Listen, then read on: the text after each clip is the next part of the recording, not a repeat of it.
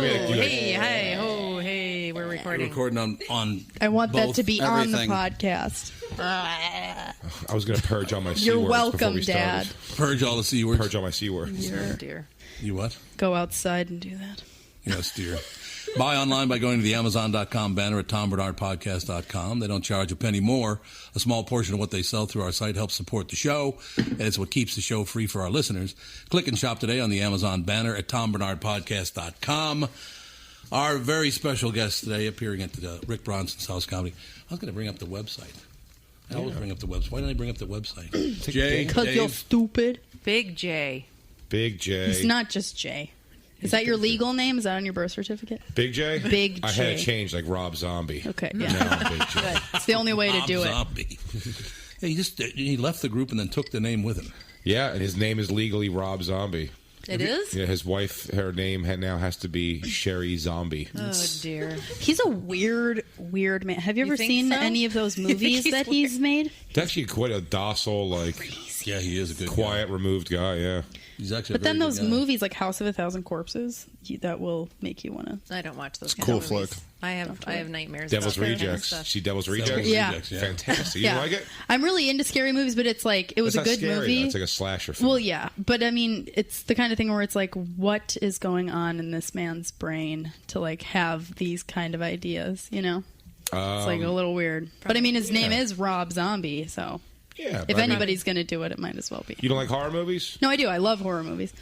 I mean, it's probably more twisted things than that. You ever watch David Lynch movies?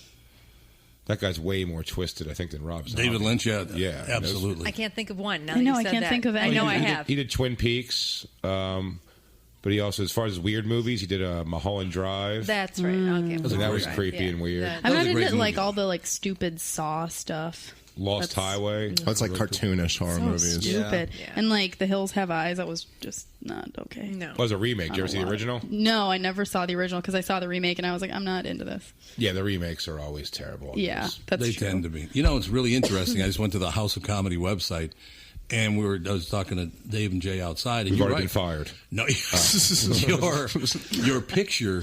You've lost a lot of weight. Yeah. Jay's been getting in shape. 60 pounds about. You look great. What Now have you you're been doing? medium J. Caveman diet? Yes, actually did Really? the paleo. I did that for about a amazing. month and a half. But I'm doing CrossFit, which is kind of CrossFit comes is with it. the stuff, man. Yeah, it's great. That's crazy. It was me and Dave actually here were saying. He actually mentioned it. It's pretty funny. Like Dave started working out not too long ago too, but he's gained weight and gotten like in better shape. And I was lost even 60 skinnier. pounds. Yeah, If you How can is imagine. that possible? it's very possible. He was thinner, but it's funny. It's like for everyone who knows us. It's like, look at Dave getting in shape and Jay's losing weight. But anyone who just meets us the first time, he goes, hey, look at that fat and skinny guy. I mean, it's so like we're like by the pool the other day, and we're both feeling good. You're like, oh yeah, dude, we're both like anyone else to anybody else. Go, what are these two messes doing? Put your shirt on. And they both just came over, and we bought these shirts for you. You goddamn I'll animals. tell you how much I still hate having my shirt off in public. This is what my day was yesterday. We landed. I worked in New York the other night. Dave last likes night it. till about. Oh yeah, he knows. He was with me all day during it. But I worked in New York the other night till about.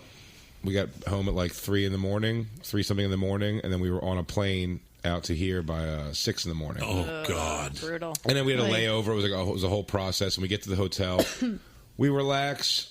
And we decide to, we're like, it's a nice pool. It's a nice heated outdoor pool they have at this hotel. So we'll go in the pool for a little bit. And I put my... No, hold on. You got it. Before you say this, there's one guy who's laying out like tanning in the pool. So there's one person who sees this, which makes it a lot funnier. This poor guy. Yeah, so we go out and we put on our shorts to go swimming. And I put my cigarettes and my phone in my pocket. And I take my shirt off as soon as we get out there, and because there's somebody else out there, I want to get in the water pretty quick. So I go over, I just take my shirt off, and I'm like, kind of mosey over to the steps.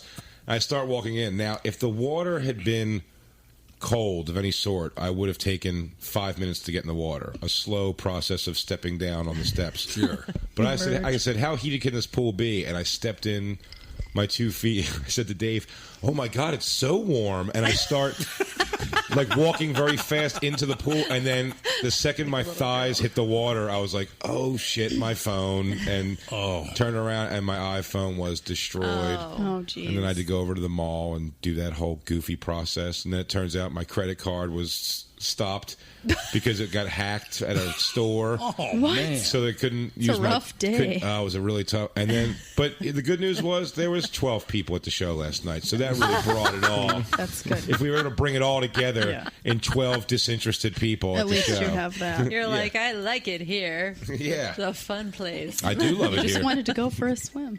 Just wanted to Can go you hear for my a swim. tinkling ice simple cubes? I'm swim. not having a cocktail. Can a guy just swim with his iPhone in this town without it becoming a Apparently whole not. production? Apparently not.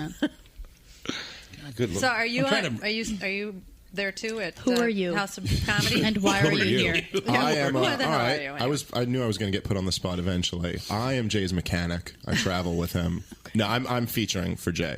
Oh, okay. So yeah, I'll be at the shows all week. It's also my mechanic. Fabuloso. He just trying to- happens to be my mechanic. I'm trying to bring up your podcast right now. So The Legion of Skanks. Legion of Skanks. I'm trying to bring it up right now. So how long have you been doing the podcast? Catchy name. Isn't it? It is. It's a very catchy name. I You won't smelled your forget. sarcasm, Catherine, on that, but it is a very catchy name. By the way, before women get angry at that title, we haven't even had a girl guest on the show. It's just the three of us. We're the Legion of Skanks. We just have such. It's referring to us. We We just hang have around such- with a lot of skanky Guy guys. skanks. We I have get such it. dirtbag Male stories. That's what the show really degenerates to. Is just sort of going, oh yes, one time when I was young, I also got arrested for this. Now, why does Where are this you happen? from? I mean, I know you're from New York, obviously. Philadelphia originally. Oh, okay. Does that answer all your next questions? Oh, well then, yes, No, he started that's it. why you are Never who you are. mind. So I Tom, type what's his in name? legionofskanks.com, and Google says, "Did you mean legionofskanks.com?" Yeah, that's why I fucking wrote it in there. Really? You must have You did misspelt it. I did not misspell it. It That's does Google that almost sometimes. warning you. Are you sure you want to hear this? Exactly. Are you sure this is what you sure you didn't? No, there's a Banned 28-second clip podcast. coming up. 28-second clip coming up. I like your logo, by the way. It's a good logo. No, it's got that on my tattooed on my Yeah, arm. you got it on your arm. I did notice. Okay, it's almost done, Looney. Oh, here. Can you hear this? No, because I muted your computer because you kept having ads. Ah, Jesus, I happen forgot about that. Yeah, during the show. yeah. I'd go to. Can you do hear it was a this? good plan. Can you hear it? Apparently, I can't hear it. If I you can't could hear it, anything. then I'd be concerned. I can't hear it. No, I can't. So I'm on the phone with Rick Bronson about. Geez, I guess it's about a week ago. He said, "That's right. Big J Oakerson is coming to town to do the House of Comedy. You have to have him on your podcast." And I said, "Really?" He goes, Do I I now? have. Do I know? I don't Do wanna. I know? Is that Nobody right? challenges me. No. No, he just said you were like made for podcasts. That's where he described you. I hope to be. I'm very quick-witted. Made for pod. I mean, podcasts are pretty new, so I was made for them. But I Did you- do like radio. She didn't roll her eyes. She didn't. Whenever anybody gives themselves a compliment, like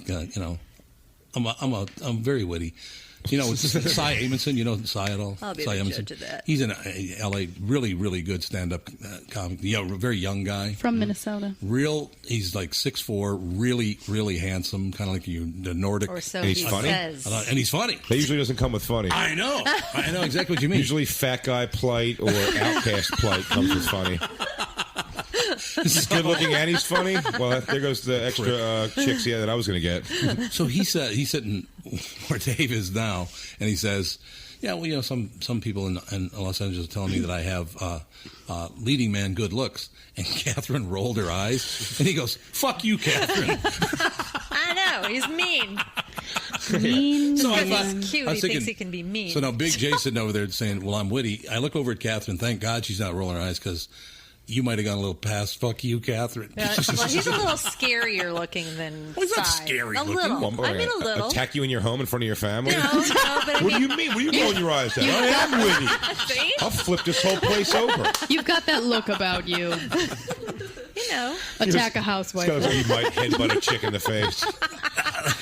That would be good. Punch redheads. No one reports a headbutt to the Elderly face. You can always ladies. describe as an accent. Well, yeah, I'm fat, I'm clumsy, I tripped. I gave her a shot in the nose with my forehead.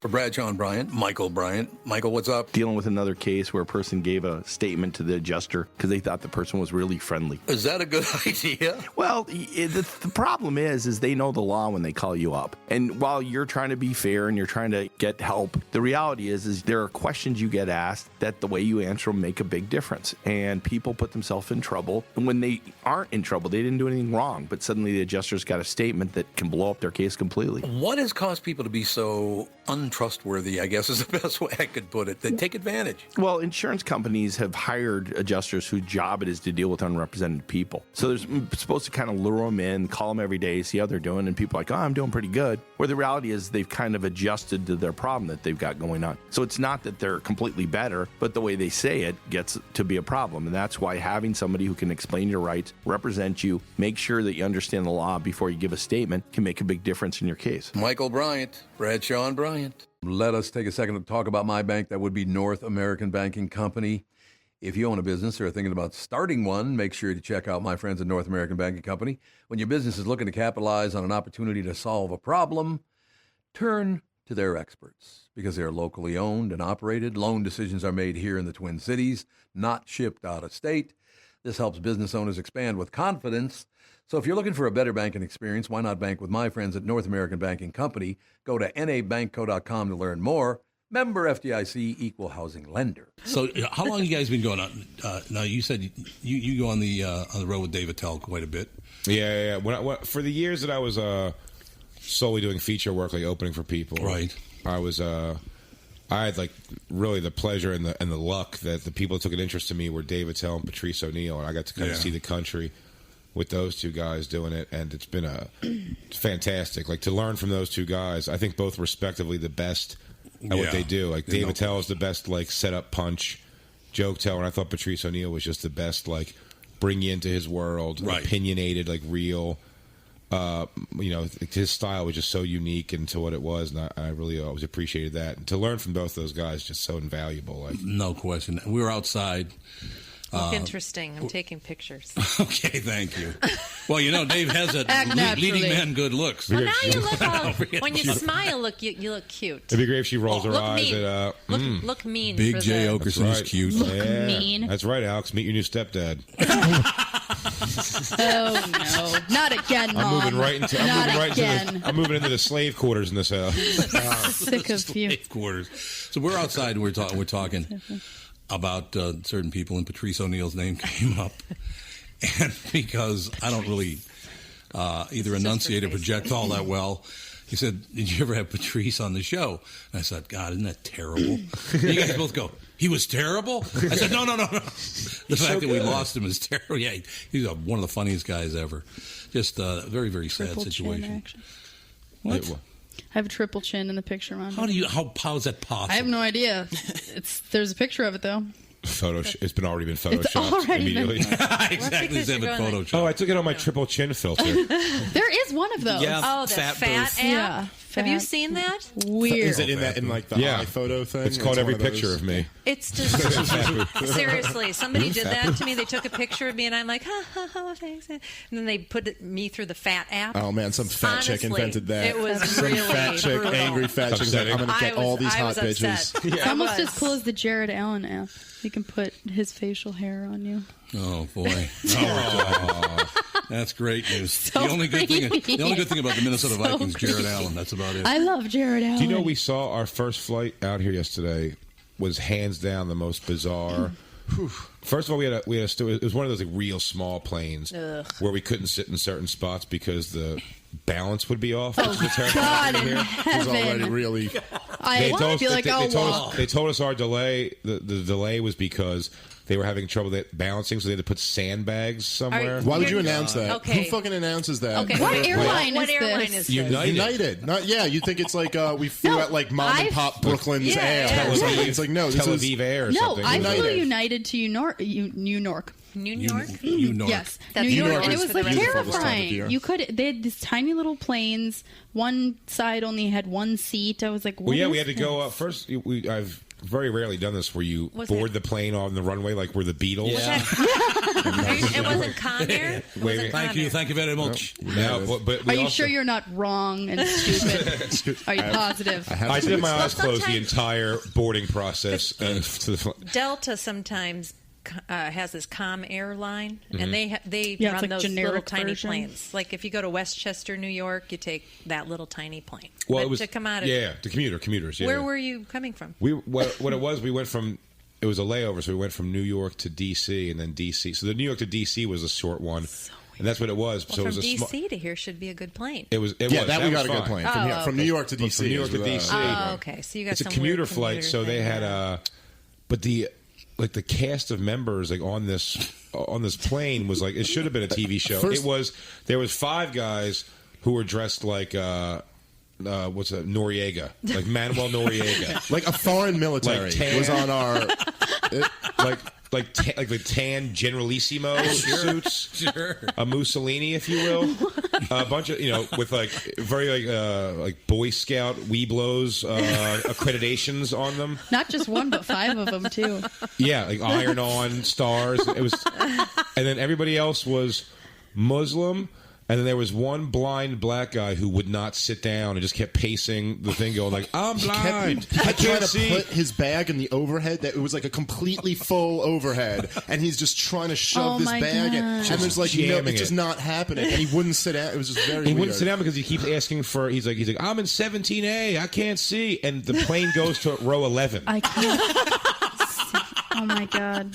And me and Dave just held hands like Thelma and Louise, just like, I guess this is how it ends. We're going to die today. I hate flying under like perfect circumstances. Yeah, I just hate flying in general. Right, but man, that was like the weirdest flight I've ever been on. I mean, this thing was they started by announcing that we needed to put bags of sand in the bag. They're like, this is the technology we're working with at this point. Is anyone wearing boots? Like Dave's afraid of flying, and I'm afraid of flying too. Plus, I have the insult to injury is what Dave will never understand as a thinner guy is the how magical you feel when you sit down as a big guy. And the seatbelt just clicks together. You just have, you don't have to get an extension or anything. And that's the word. I walked off of a amusement park ride because I sat down in it and tried to put the strap over and it didn't go down all the way, and I just walked off. And the workers are like, "Hey, where are you? Hey, we'll get you." I'm like, I'm not going to be a spectacle. I tried on the Superman ride one time at Great Adventure in New Jersey. Yeah, I went on this with a buddy, and it was like we waited in like a 3-hour line to get on this thing, and we get on the ride, and they try to close the way the Superman ride works. You're like basically it's a harness that goes over you, but eventually what they do is they start the ride is they put you up where your back is on the track, and the only thing holding you is this harness from the ground. You're dangling over the ground like you're flying like Superman. And my buddy who sat next to me was like a thinner guy, and when they put his harness on, it made a ratchet noise of like 50 clicks. Like you're safe. And mine wasn't closing, so as I said, I'll never be a part of this again. That's why I walked off the one recently, because I go, yeah, mine's not clicking. It's fine. I'll get off. And I'm 70 pounds heavier at this point, and they're going, like, no, man, we'll get you in this. These guys were this Spirit Squad was so excited to get me in this ride. And I'm telling you, they were having me suck in, take things out of my pockets. And at one point, it was 2 guys pushing on the harness, and one guy was holding the track and had both of his feet on my chest on the harness, pushing. All of that concerted effort to get one click, just like one click.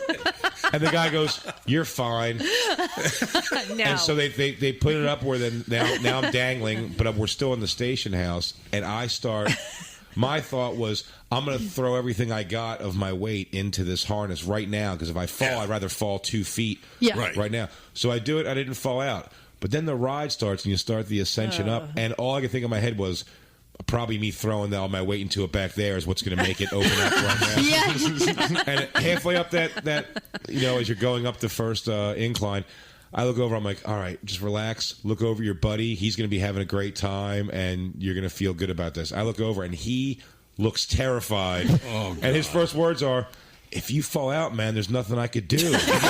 God. Oh my gosh. It was like 25 seconds of the most terrifying. You Like, get off that ride, I'm like, going to die here today. God. Now, Dave, you don't like to fly because, see, I don't I'm like scared. It's nothing, you know. I mean, I hate like the whole process, but I'm terrified. I have like a phobia. So is it not? It's not the people on the airplane. I'm not a fan of the people on No, the not airplane. See, that's my problem. The thing that freaks me out the most is turbulence. Turbulence just really fucking freaks with me. I just can't stand that feeling of like. I mean, it's whatever. I chose being a comedian is a bad job if you hate flying. I could have just settled down somewhere. I remember. I'm afraid too, but I've done it more than Dave. I've flown so much more than Dave that I'm a little more used to it. Right. And I remember just the one flight we were on really bad turbulence, and Dave was pretty wigged out. And I remember saying to him, I looking over to him, saying to him, I go, hey man, look, you can go through the records. Like no planes crashed because of turbulence. That's never the reason a plane crashed. That's Turbulence, true. Yeah. Now, Good point. what's great was as soon as we landed, he goes, yeah, you know what got me through, man, is when you told me that fact. Like, you've never heard of a plane crash from turbulence. And I said, yeah, I don't know if that's true. That may be the reason for plane crashes. It was so soothing. I still never looked it up. And like I know it's somehow in my mind I just needed to be soothed. I needed to accept that was real. I go like in my mind I go, Jay knows all about plane crashes. He's an authority on this. That's good. I can trust him. One thing, a little trick that I invented that really works for the people, and it'll work great, is whenever you fly anywhere, get the one I wear is a Minneapolis Police Department baseball cap. So if you wore like an NYPD or Philadelphia Police Department baseball cap, people will treat you like you're a king. You're the go-to guy for them if somebody acts up on the plane, somebody starts fucking with anybody, they turn to you and go, oh, well, you're a cop. The flight attendants are great to you because they think, again, if somebody's causing trouble, this guy will take care of it. It works like a charm. Seriously, you'll be treated. And you're also going to be the first one the down. terrorist takes out.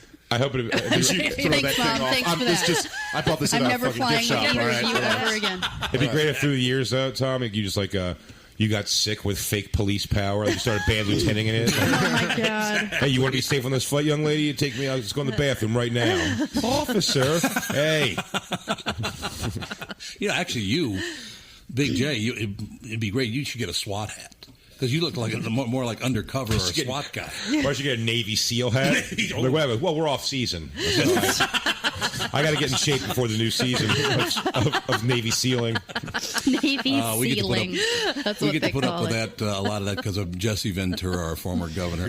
He never shuts up about that shit. Well, he was a Navy SEAL. Well, he claims. He says he is. What, is that his thing? There's no proof that it actually happened. Wait, there's no proof that he's a Navy SEAL? Isn't that a provable, like...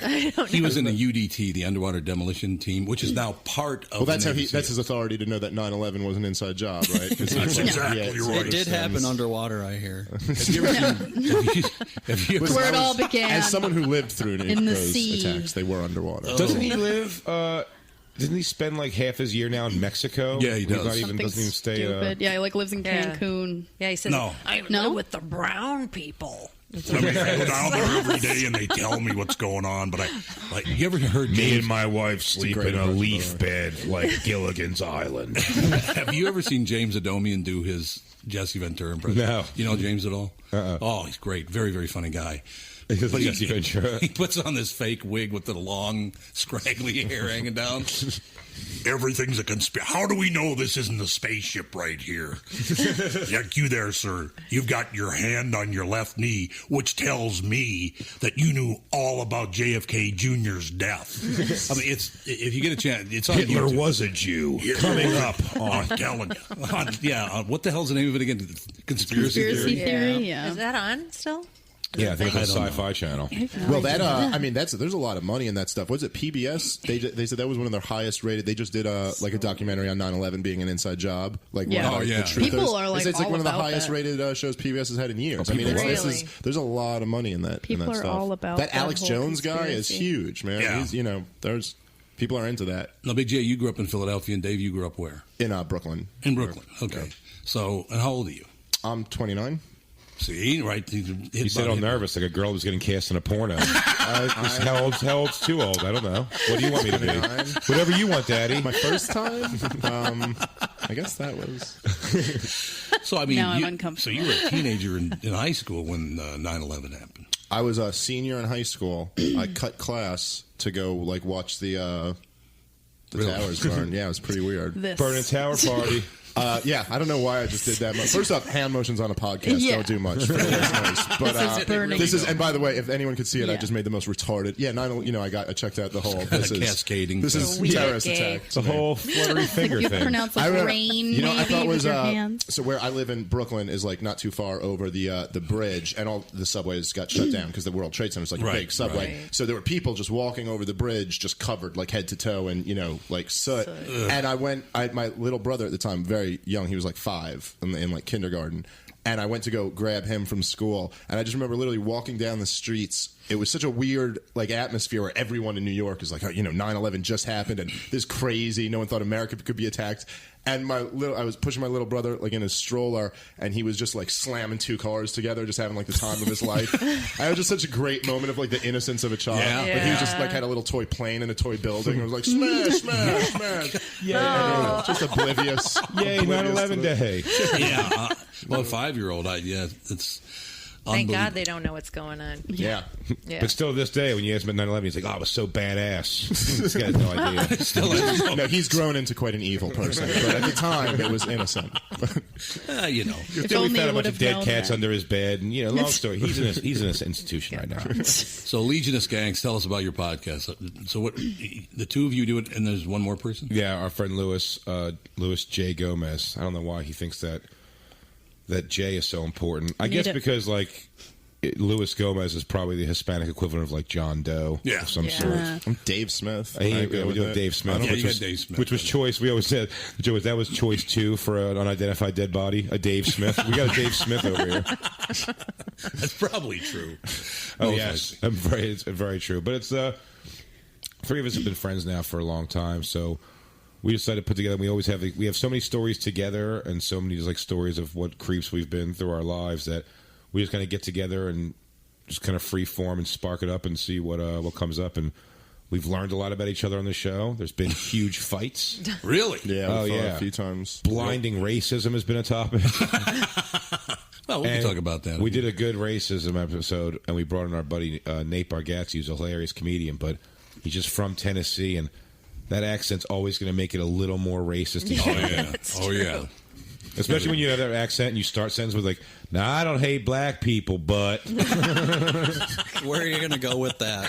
Yeah. ... Here's why I hate black people. Does thinking about retirement make you uncomfortable? Sometimes the anxiety for wondering if you've saved enough can be overwhelming. But what if I told you that you could ease those tensions in just 48 minutes? My guy, Josh Arnold, Mr. Money Talk, can sit down with you and get you on the right track for your financial future. Josh has navigated it all when it comes to uncertain market and economic conditions, and he'll always provide straight talk.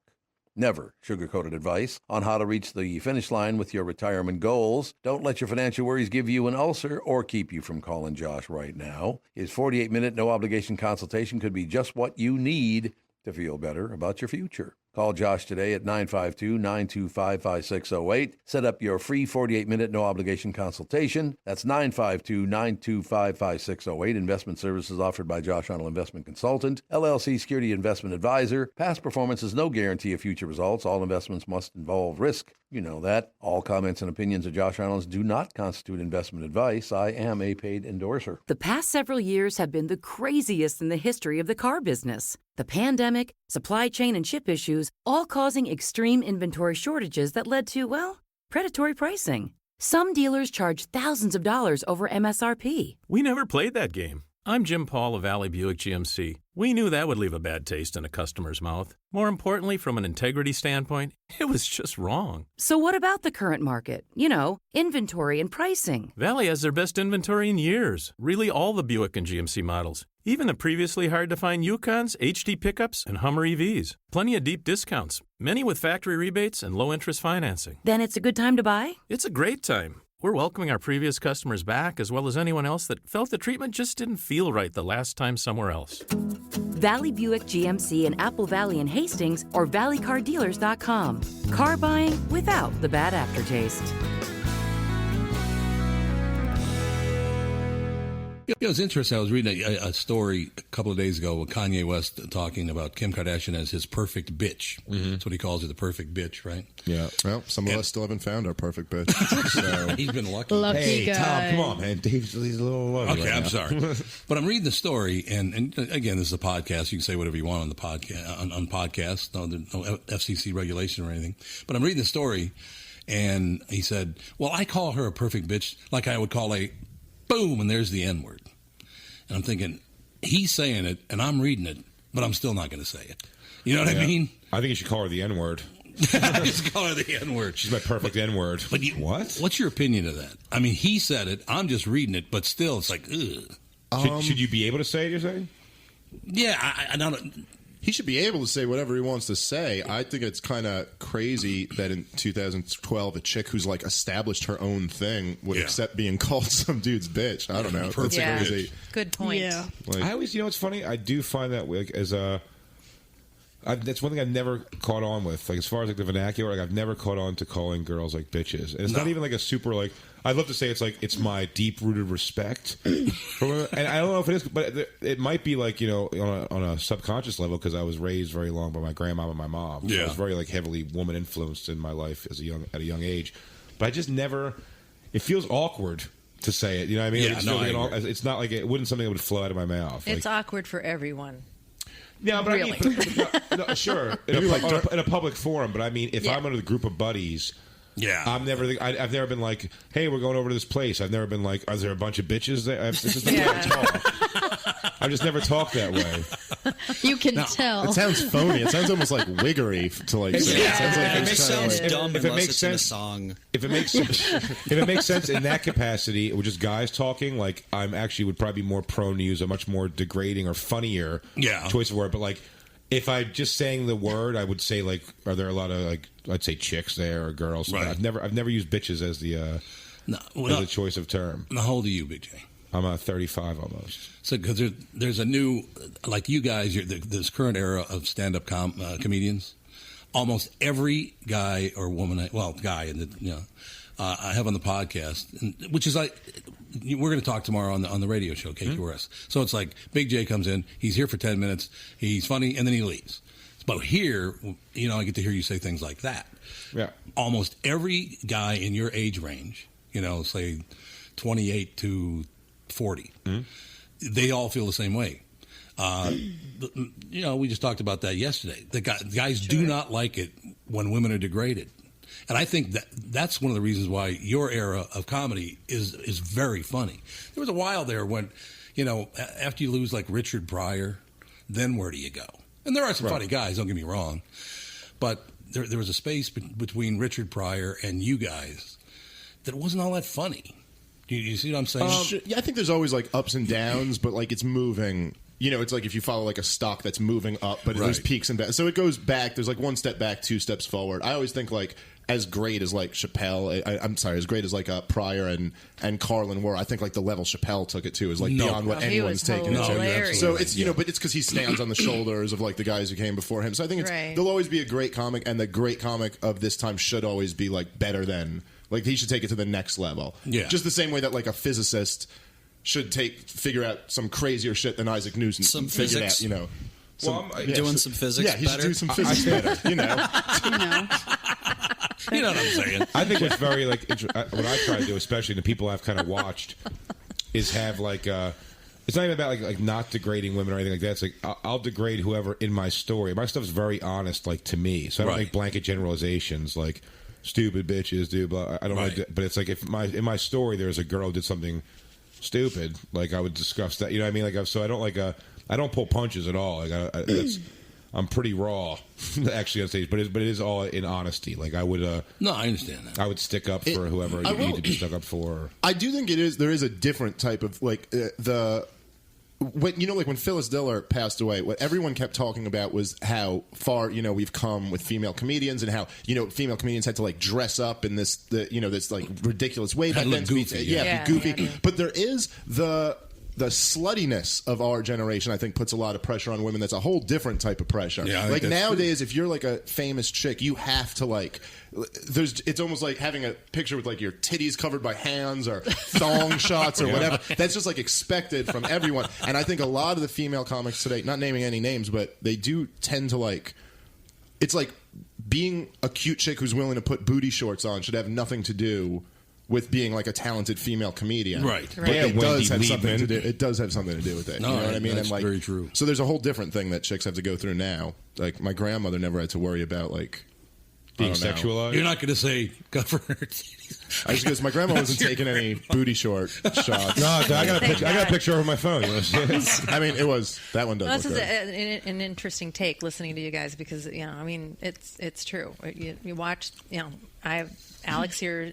When she was young, it was Madonna was doing all this stuff, and we were like, "Oh God, how much worse can it get?" And now, you're right. It's just we're like in a skank generation. Oh, it's I deal with that as I have a 9-year-old daughter. She's almost 10 years old, and coming in like for the things. I mean, I've got my hands on pornography pretty young, and I don't know if I've become like a bad person for any of the things I've heard. And I remember sneaking to get like the 2 Live Crew album when I was a kid. My grandmother getting upset and making me take it back, and everything like that going on. My daughter, like, it's like she'll put on like I listen to her like her iPod, or she'll go on YouTube or something and like bring up like a Kesha. Oh yeah. So, and it's like, Kesha, it's like brushing my teeth with a dick. And you're like, what the hell is like? I'm like, you can't listen to this. That's seriously what she sings about. I mean, am I right? Yeah. Really? It's her best song. It's Smash it. and it gets radio play. Oh yeah, it's like radio play, like mildly censored. They take the curse words out, but the suggestiveness is still there. Yeah, she doesn't know what she's singing, but how long is she not going to? Right. I find myself oddly keeping her away. I don't want her to see it. I don't want her to. Oh know yeah, that. it's like I watched Clueless and Grease and Romeo and Michelle's High School Reunion a ton when I was that age, and I had no idea. No idea. I watched them like a couple of years ago, and I was like, "Jeez, Louise, they're dirty. You let me watch this?" Because I had no idea what was. Yeah, I didn't understand, and then it's like, by the time I was the age where I understood what was going on, I didn't watch. I wasn't interested in it anymore. But if you look at those compared to what's going on today, that was crazy. nothing. But as a parent, I think you're very powerless. I mean, whatever you do with your daughter, Jay, like it's you're sending her off to school with a class full of boys who watch internet porn. Like there's no getting around that. To me, that's a big like divider. And I know it's like maybe from my age and like younger people, but like I had sex. I was sexually active before internet porn videos were like a big thing. Like I'd seen porn in my life before I had sex, but I started having sex before it was like you watched porn on the internet every day. I think that is such a like dividing line of like people who start to young generation of 18-year-old kids now. They've all just grown up with internet porn. Like you've been influenced by internet porn if you're a guy, especially since you were 11, 12. Like there's no keeping young kids away. 17. But that's but the internet you're talking about at 17 isn't this internet. It took me 4 days to get a 5-minute porn clip. These guys, that's what's crazy to me. Dial up. And just how much, and it's not just like they've gotten, so it's not just like they've seen like a Playboy or two in their life. Like they've seen, it's not like our 15-year-old boys have seen a naked chick. Right. They're seeing like the most hardcore, like real stuff you're not even supposed to get into until you've been having sex for 20 years. And then you're like, all right, well now I got to figure out some connection. Well, then you're supposed to, really get weird. At least before that, when kids would grow up watching like the Skinamax and like the soft core cable stuff, like at least there was like some kind of passion behind that. Now I think it is like it's over the top, like degradation. And I think they just like.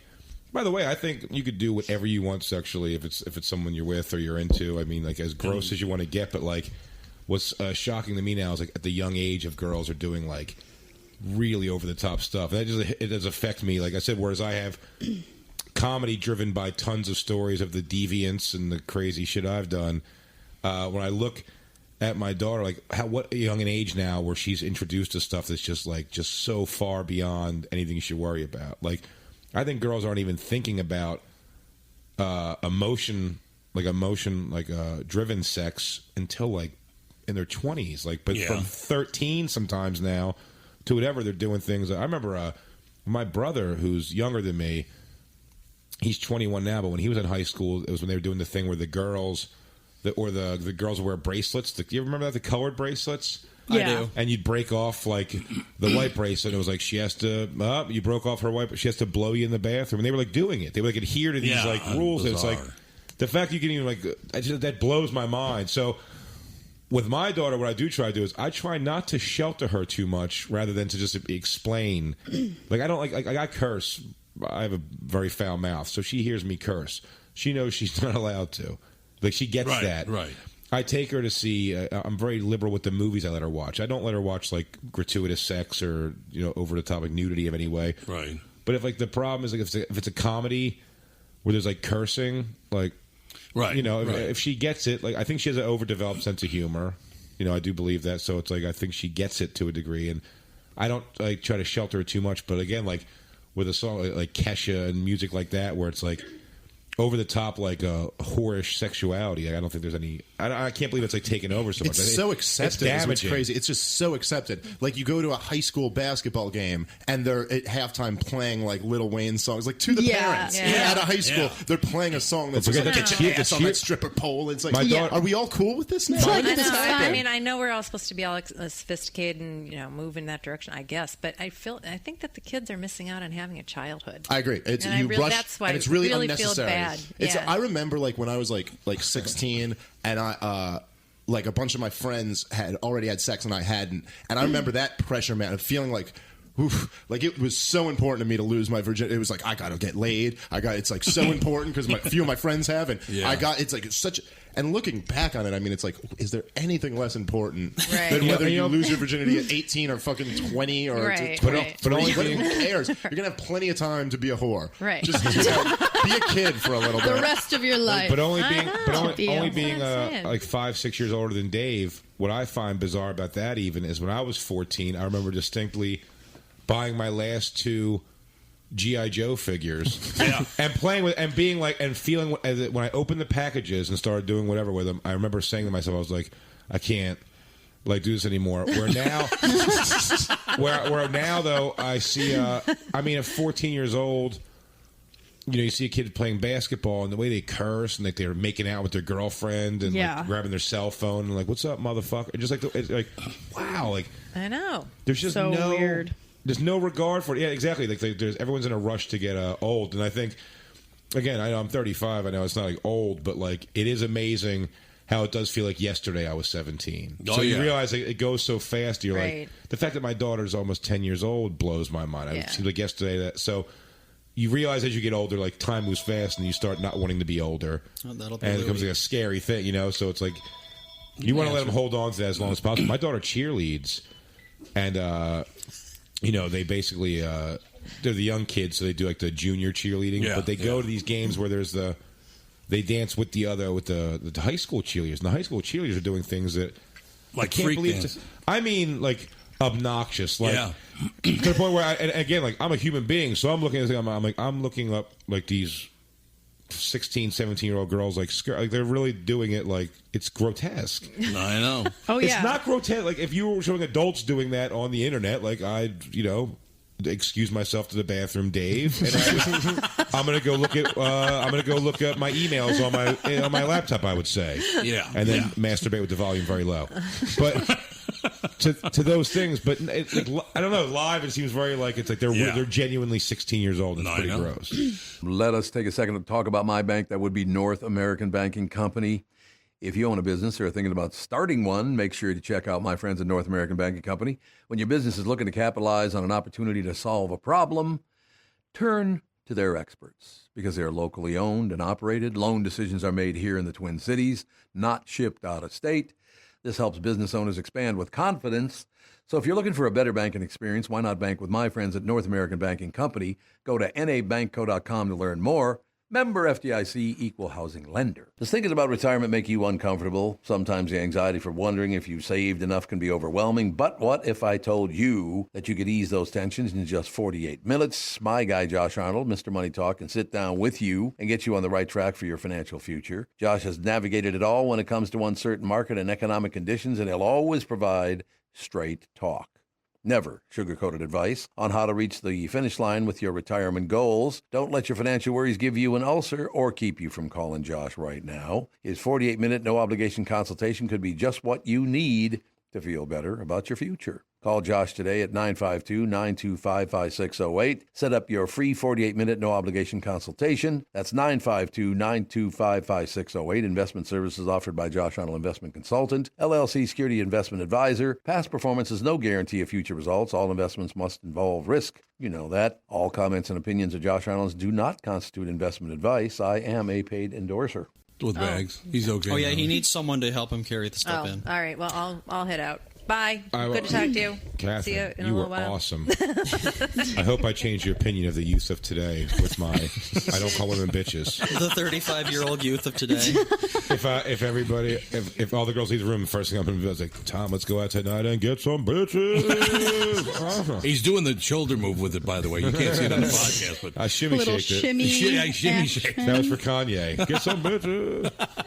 Oh, Kanye. No, You gem. it's serious. That is a topic that's come up many, many times already. This I think is our 15th show, so 3 weeks we've been doing it. And a lot of guys your age, very, very funny guys, feel the same way.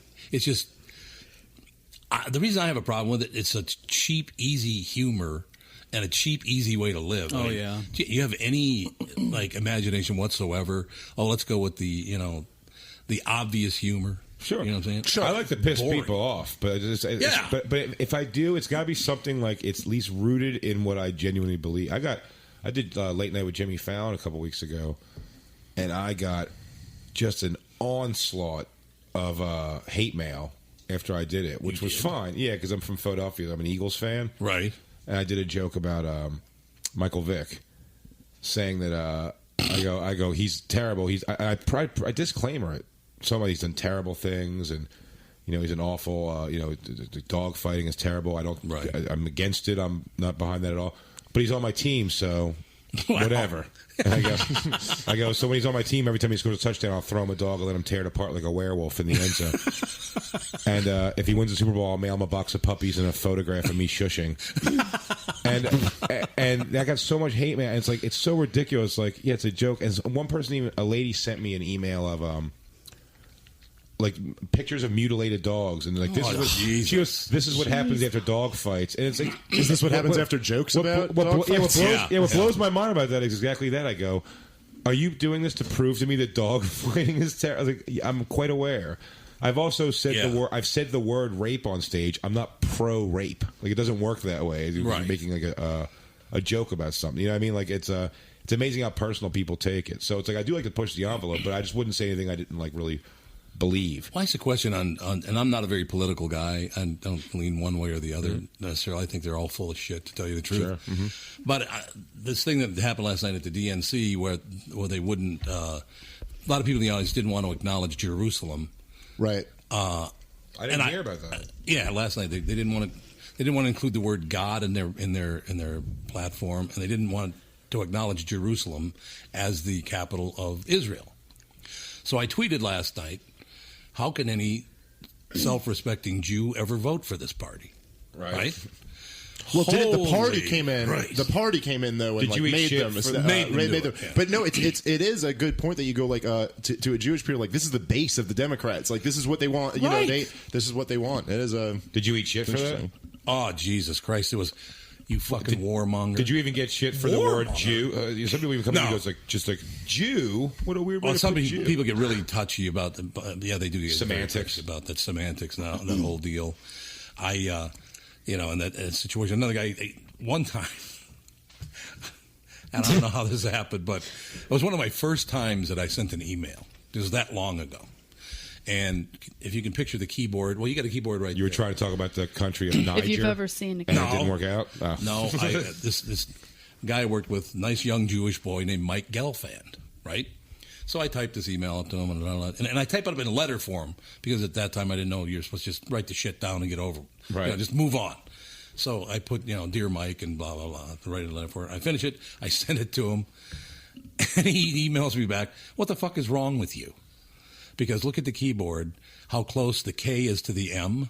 Right. I typed dear kike. Hilarious. Like, oh, Jesus Christ. That's fantastic. He's like, what is wrong with you? I said, man, look at the because I didn't proofread it. I mean, you know what I'm saying?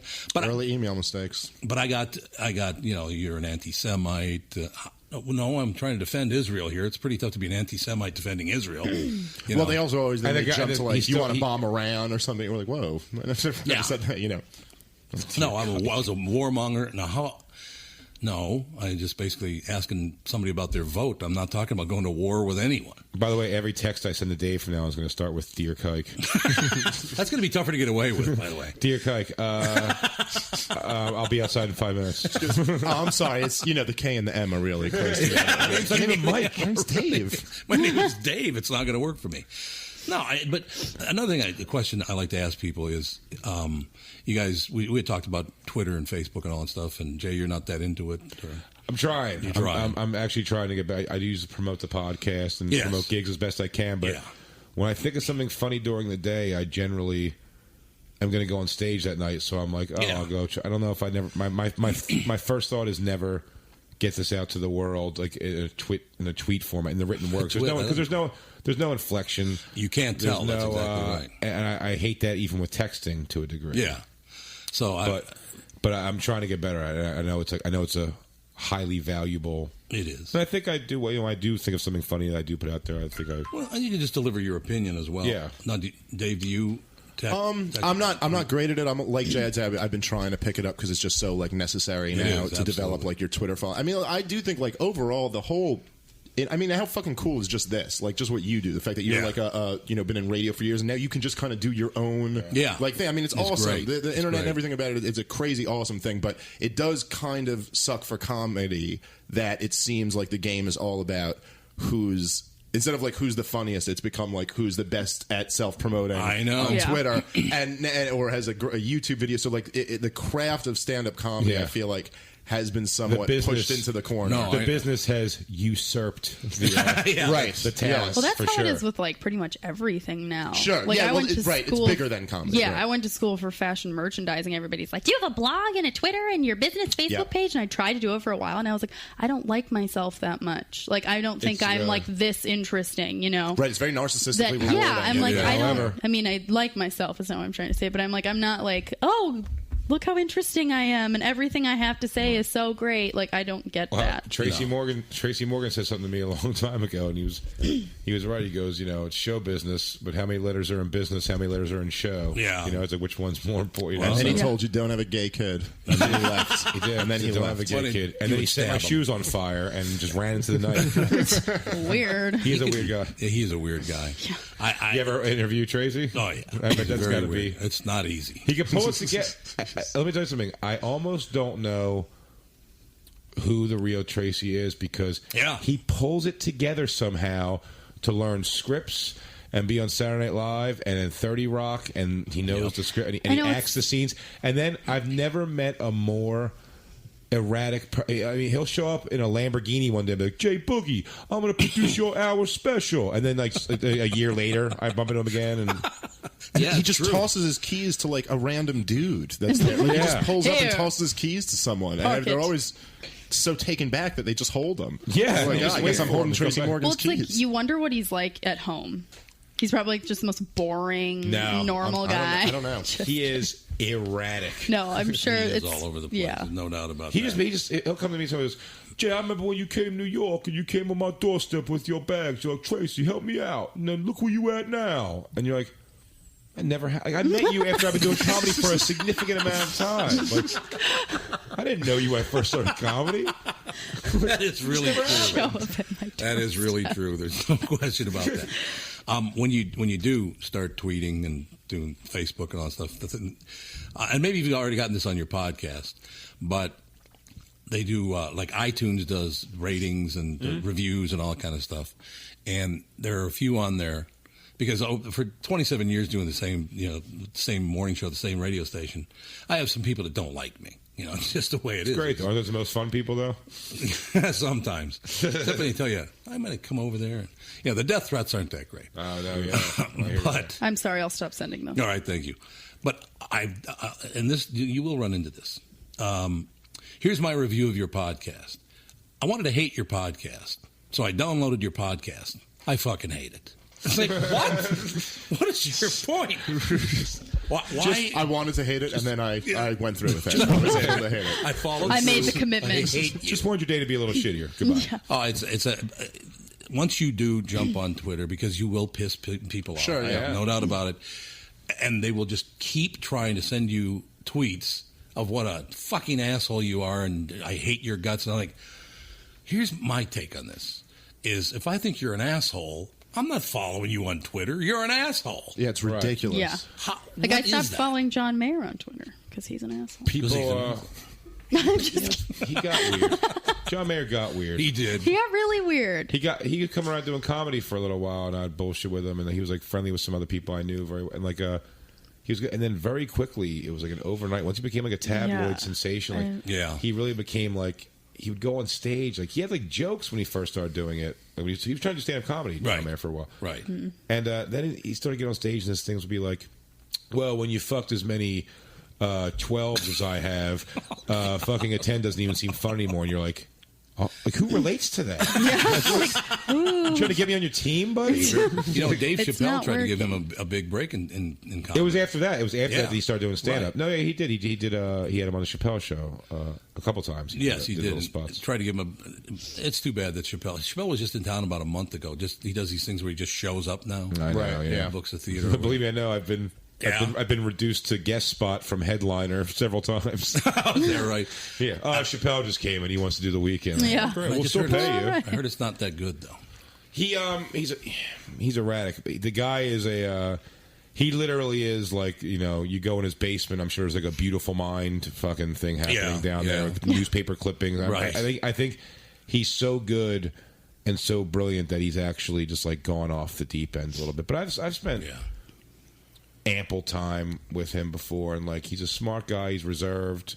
He's fucking hilarious. Maybe one of the best like comedic minds we've ever had. I think it's as a fan, like not even as a comic at all. Just as a fan, it just is somewhat disappointing. It's like Carlin went until he was, at what age, kept giving you specials, kept, right. Dave Chappelle has two of the best specials that I think have ever been made. Yeah. His special, For What It's Worth, the one he did on Showtime, unbelievable. Is I put that in the tier with like Bill Cosby himself and Delirious. Right. It is just front to back, like it's almost perfect. Just brilliantly written. That is the better one. Most people prefer Killing Them Softly, that wrap but that's the really great one. Is For What It's Worth. Killing Them Softly was excellent too. I really like that a lot. I think like a great special. But For What It's Worth is as a comic, he does a bit. It ends up being almost like a 12-minute thing that wraps around about being 15 years old, and it goes from like the R. Kelly peeing on the 15-year-old girl to like all the examples that he has of people being 15. Like, how old is 15? He goes, how old is 15 really? Like, is it old enough to know to get out of the way if someone's going to pee on you? Or like, but it's like this whole thing of examples. It was just what a brilliant piece. What is anything you're very envious of? Does thinking about retirement make you uncomfortable? Sometimes the anxiety for wondering if you've saved enough can be overwhelming. But what if I told you that you could ease those tensions in just 48 minutes? My guy, Josh Arnold, Mr. Money Talk, can sit down with you and get you on the right track for your financial future. Josh has navigated it all when it comes to uncertain market and economic conditions, and he'll always provide straight talk. Never sugar-coated advice on how to reach the finish line with your retirement goals. Don't let your financial worries give you an ulcer or keep you from calling Josh right now. His 48-minute no-obligation consultation could be just what you need to feel better about your future. Call Josh today at 952-925-5608. Set up your free 48-minute no-obligation consultation. That's 952-925-5608. Investment services offered by Josh Arnold Investment Consultant, LLC Security Investment Advisor. Past performance is no guarantee of future results. All investments must involve risk. You know that. All comments and opinions of Josh Arnold do not constitute investment advice. I am a paid endorser. I don't think... this bit cannot be topped, and it's not possible to top the blind white supremacist. You can't top it. Well, Jay and... I wrote on that. I wrote you did? Yeah, on season 1, yeah. Nothing will ever top that bit. Yeah. And the fact that he opened the show with that skit, right? The first skit ever on the first episode was such a, like, I was badass. supposed to be... Talk about those unions, and I know you in radio you deal with unions. I'd done BET's Comic View, the worst television credit in history, twice at this point. Right. At this point, that I was helping write for the Chappelle Show. And Chappelle gave me it was a couple $100 for doing the writing like stuff on it, and he goes, "I'll put you in the sketch. You be in the sketch." And I was supposed to be the, when he comes up and he goes to the white kid, he's like, "You nigger, stop turning off that." And then he goes, "He just called us nigger." And they high five. I think it's great. Yeah, I was supposed to be that guy, and the day before filming, and this is before the show ever aired or anything. This is season 1. I get a call from AFTRA. And they go, "You've done TV. You already used your like freebies. So you owe $1,200 today." Oh my God! For $200. My girlfriend was pregnant with our daughter, or she was like, so long ago now, or our daughter was very young. It was definitely within the first 6 months, and I had no money. And I was like, if I made like $200 in a weekend, I was doing great. It was like comedy wasn't paying great at the time for me. I'm only doing it for a few years. And I called my manager, who's a trust fund guy. I know he had money. Right. And I said to him, I was like, "Look, I'll pay you back however I can, but I got to pay this $1,200." They wouldn't take a payment plan or anything. $1,200 to do this thing. I've watched this guy impulse purchase a $5,000 watch before. Right. I said $1,200. His words to me, which I'll never forget, not my manager anymore, needless to say. His famous words to me, he goes, "Oh, man, it's like one sentence on a late-night cable show. Like, there's no point." Like, oh, my God. And again, I didn't know how not true that was at the time either, but I knew, I liked Dave Chappelle. I thought he was hilarious. Right. But when that thing came out, and I was like, because when they would pay you that show, they bought it. They bought the material from you, so it's doesn't say like written by Dave Chappelle, Neil Brennan, blah blah blah. Kurt Metzger, my buddy. It's just says written by Dave Chappelle, Neil Brennan. Because they take it, and they were able to do whatever they wanted with it. Right.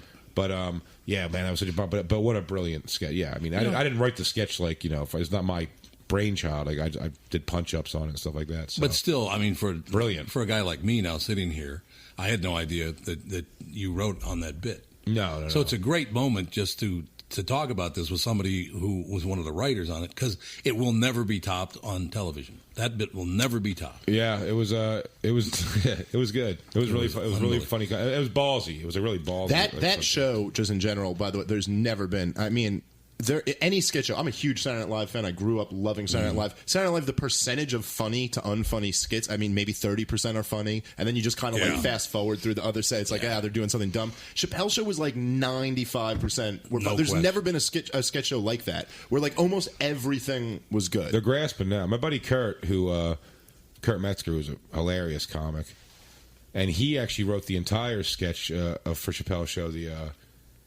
that when the Jedis were like molesting, they were like the priest scandal, but it was like the Jedi Masters were molesting the young Jedis, and they gave Darth Vader a Darth Vader doll and said, "Show us in the doll where he touched you." Who wrote the line on the white supremacist bit, why he divorced his wife? That when I got the script, the script outline, that was already in there. Was it already in there? Yeah, that was. I mean, probably Neil or Dave, I'm sure. I mean, like, so he was. Yeah. Dave was extremely hands-on, so it wasn't like he was just buying submissions, writing, and like doing it. Like, they was there.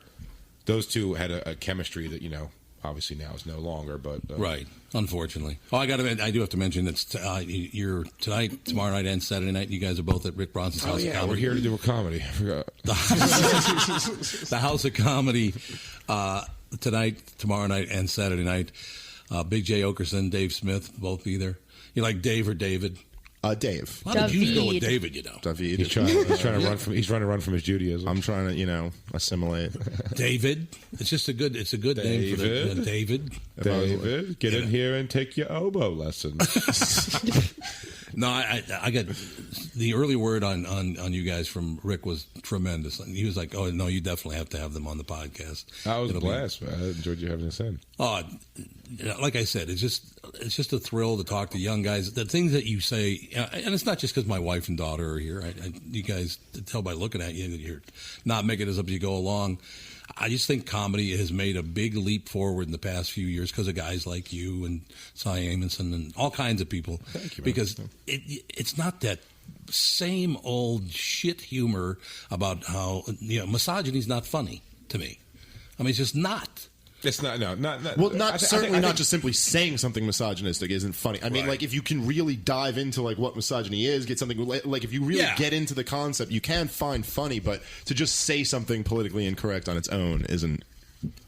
Shock enough. value. Just shock for the sake of shock's never. Yeah. No. And you've done radio long enough to it's like the same thing. It's like, you never wanted to be like just say something for the sake. It's better to have conviction behind what you say. No, as a matter of fact, 10, 12 years ago, Howard Stern came into this market. And everybody said, "Oh my God, it's going to be big trouble for you." Blah blah blah blah blah. He lasted a year and a half because Really? I didn't respond to him at all. I don't do. Did he try to take shots? Oh God, he just all over my wife and daughter. Just terrible. Really? What? Yeah. Oh, you didn't know that? Oh yeah. What did he was say all about over. me? You don't want to know. Yeah, I believe me. do. But I I'll ignored beat him him, up. and it wasn't my type of humor anyway. So my listeners were not going to go, "Oh well, he does a better brand of misogyny than Tom does." It was never like that anyway. Right. So I just, and I've worked with people before, and you work with people, and it's like, would you stop, laughing about the fact that your wife is an idiot? It's not funny to me. Right. What you guys have both been saying all day. It's just, you guys want to go have lunch? Yeah. It's lunchtime. Hell. Again, Rick Bronson's House of Comedy tonight, tomorrow night, and Saturday night. Dave Smith, so you got a host, right? Yes, does 15. Dave does about 25, and then I do about 45 to an hour. Oh, that's very good. Marvelous. Again, ladies and gentlemen, Rick Bronson's House Comedy at the Mall of America. Your favorite. I don't want to be misrepresented. Obviously, it's come from misogyny-free, crispy clean comedy from a man who loves his daughter and does not want her to brush teeth with dicks. And on that note, Have a good night, everybody.